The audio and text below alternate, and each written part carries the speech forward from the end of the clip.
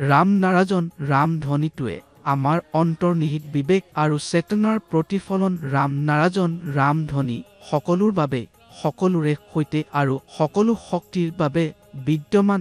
এই ধ্বনিজনে আমাক মাত দি যে আমাক জগাই তোলে আৰু যেতিয়া আমি ইগলাক মাতো এই ধ্বনিজনে আমাক উত্তৰ দি যে ৰাম নাৰাজন ৰাম। এনে এটা ধ্বনি যিজনে আমাৰ মাত শুনে, বুজে আৰু আমাৰ ওচৰলৈ আহে। এই ধ্বনিজনে আমাৰ সকলো কাৰ্য সম্পূৰ্ণ কৰে। আমি মানুহ, আমি চিন্তন কৰোঁ, সংকল্প লওঁ, নীতি গ্ৰহণ কৰোঁ, কিন্তু আমাৰ সকলো কাৰ্য ৰাম নাৰাজন ৰাম পৰিচালনা কৰে। আমি যি কোনো কাম কৰোঁ, যি কোনো চিন্তন কৰোঁ, ইয়াৰ মূল আধাৰ ৰাম নাৰাজন ৰাম। এই শক্তি সকলো ঠাইত, সকলো কণিকাত উপস্থিত।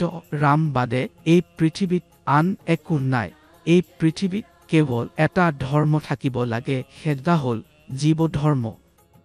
পৃথিৱীত থকা সকলো ধৰ্ম মানুহৰ দ্বাৰা সৃষ্টি কৰা, যি একো সত্য নহজ। আমাৰ কেৱল প্ৰকৃতিৰ নিয়ম মেনে চলা উচিত। আমি সকলো ধৰ্মলৈ জন্ম গ্ৰহণ কৰোঁ। যদি আমি জন্মৰ সঞ্জৰে ধৰ্মলৈ আহোঁ, তেন্তে কিয় আমি পৃথিৱীৰ মেনমেন ধৰ্মৰ পিছত দৌৰি ফুৰিছোঁ?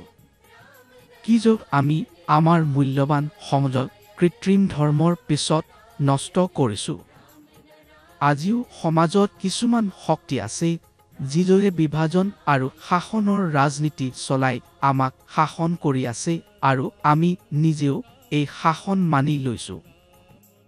আমাৰ ভিতৰত দুৰ্বলতা বৃদ্ধি পাইছে, যাৰ ফলত আমি অবিচাৰ মেনে চলি আছোঁ। ধৰ্মৰ নামত মানুহক বিভ্ৰান্ত কৰা হৈছে।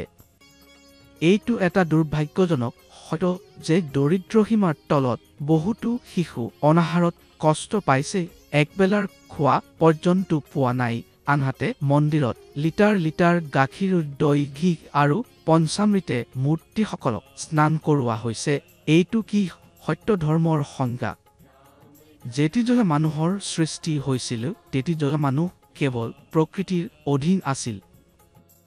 প্ৰকৃতিজনে তেওঁৰ সকলো প্ৰয়োজন পূৰণ কৰিছিল। কিন্তু আস্তে আস্তে মানুহক বহিৰাগত বস্তুৰ লোভ দিয়া হ'ল। মানুহক বাহিৰৰ চকচকে বস্তুৰ প্ৰলোভন দেখুওৱা হ'ল। মানৱ নিৰ্মিত বস্তুৰ প্ৰতি আকৃষ্ট কৰা হ'ল। এইভাৱে মানুহক জাতি, ধৰ্ম, সংবিধান, ভালমন্দ আদি বিষয়ত জড়িত কৰা হ'ল। ফলত আজিৰ দিনত সকলো মানুহ একে নহয়, সকলো বিভক্ত। মানুহ কেইবাটাও গোটত বিভক্ত হৈ পৰিছে। মানৱ নিৰ্মিত চৰকাৰসমূহ এতিয়া মানুহৰ ওপৰত শাসন কৰি আছে। যেতিজন ব্যক্তি ৰাম নাৰাজন ৰামৰ লগত সংযুক্ত হয়, তেওঁলোকৰ জীৱন নিজেই স্থিৰ হৈ পৰে।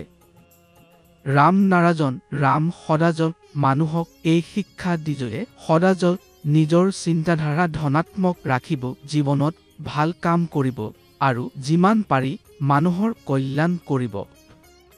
ৰাম নাৰাজন ৰামৰ জৰিয়তে সমাজত থকা ঋণাত্মক শক্তিসমূহ দূৰ কৰাৰ সদায় প্ৰচেষ্টা চলোৱা ভজক